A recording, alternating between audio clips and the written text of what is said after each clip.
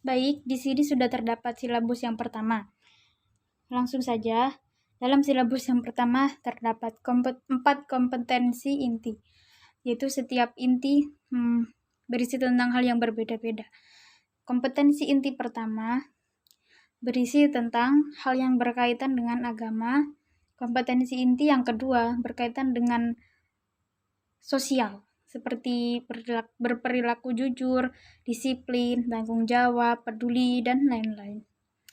Kompetensi inti ketiga berisi tentang hal yang berkaitan dengan pengetahuan, yaitu memahami, menerapkan, menganalisis. Kemudian kompetensi inti yang keempat berisi tentang hal yang berkaitan dengan keterampilan. Dalam silabus yang pertama ini, setiap kompetensi inti memiliki tingkatan yang berbeda. Kemudian dalam silabus yang pertama ini memiliki aspek-aspek atau kolom yang sangat detail, seperti ini: kompetensi dasar, materi pokok, pembelajaran, penilaian, alokasi waktu, dan sumber belajar pun juga tercantum dalam silabus yang pertama ini. Sangat detail, bukan? Dalam silabus yang pertama ini, seluruh aspek kompetensi inti dimasukkan atau dicantumkan dalam setiap pertemuan atau materi yang disampaikan.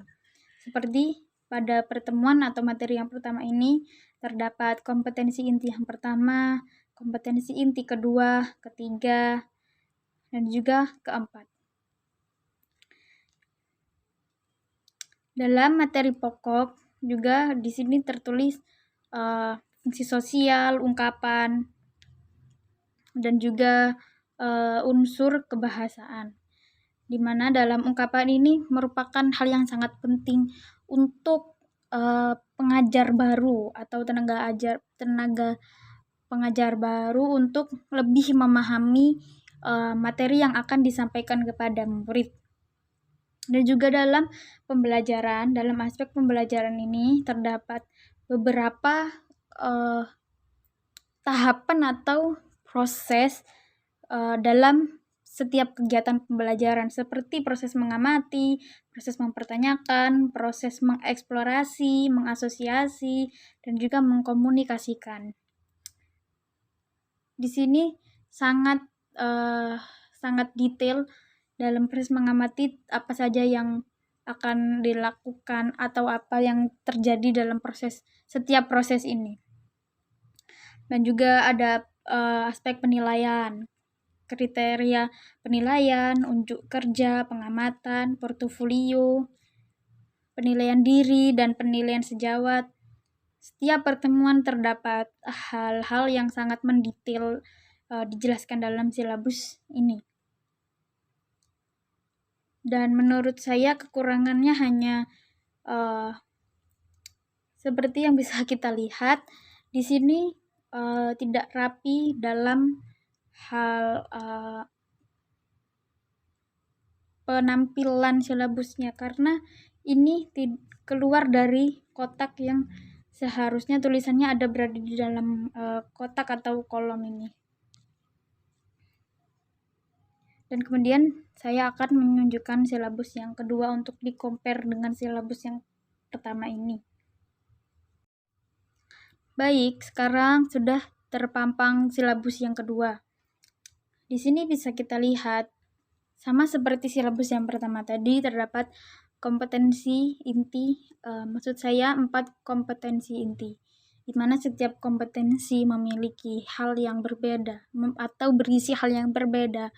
Namun, dalam silabus yang kedua ini, kompetensi inti 1 dan 2 merupakan hal yang bisa dibilang memiliki tingkatan atau level yang sama. Namun, tetap memiliki masing-masing kompetensi inti memiliki hal yang berbeda, yaitu seperti kompetensi inti 1 memiliki berisi hal yang berkaitan dengan agama, yaitu menghayati dan mengamalkan ajaran agama yang dianutnya. Kompetensi inti yang kedua berisi hal yang berkaitan dengan sosial, yaitu menghayati dan mengamalkan perilaku jujur, kerjasama, toleransi, damai, dan lain-lain. Kompetensi inti ketiga juga sama seperti kompetensi inti ketiga pada silabus yang pertama, yaitu berkaitan dengan pengetahuan. Kompetensi inti yang keempat juga memiliki persamaan pada kompetensi inti keempat silabus yang pertama tadi, yaitu berkaitan dengan keterampilan, yaitu mengolah, menalar, menyaji. Dan bisa kita lihat bahwa kolom yang terdapat pada silabus yang kedua ini lebih sedikit daripada yang pertama, yaitu hanya berisi kompetensi dasar, materi pembelajaran, dan kegiatan pembelajaran. Dalam setiap materi yang disampaikan atau pertemuan, dalam silabus kedua ini hanya mencantumkan atau menerapkan 2 dari 4 kompetensi inti, yaitu bisa dilihat bahwa dalam pertemuan pertama atau materi pertama, silabus ini langsung menerapkan kompetensi inti yang ketiga dan juga keempat.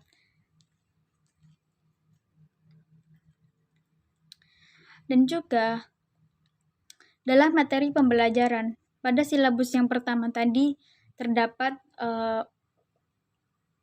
proses atau penjelasan tentang ungkapan atau cara menggunakan kata yang menjadi materi dalam pertemuan tersebut. Sedangkan di sini bisa kita lihat bahwa hanya menyebutkan katanya tanpa memberi contoh kalimat seperti apa yang bisa digunakan oleh kata-kata ini. Dan juga dalam setiap kegiatan pembelajaran ini hanya ditulis prosedurnya, yaitu tanpa memasukkan setiap proses dalam kegiatan pembelajaran. Dalam silabus yang pertama tadi terdapat beberapa proses dalam kegiatan pembelajaran, yaitu seperti proses mengamati, proses mempertanyakan, proses mengeksplorasi, mengasosiasi, mengkomunikasikan. Namun di sini tidak tercantum proses-proses tadi yang saya sebutkan, hanya langsung menyebutkan atau langsung menuliskan setiap langkah-langkah dalam mengajar. Dan menurut saya silabus yang kedua ini terlalu ringkas atau terlalu simpel. Jadi untuk pengajar baru atau tenaga ajar baru mungkin akan menemukan kesulitan dalam memahami silabus yang seperti ini.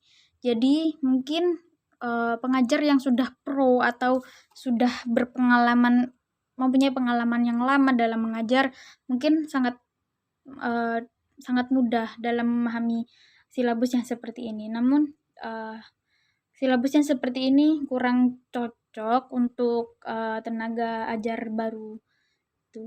Terima kasih telah mendengarkan penjelasan saya. Wassalamualaikum warahmatullahi wabarakatuh.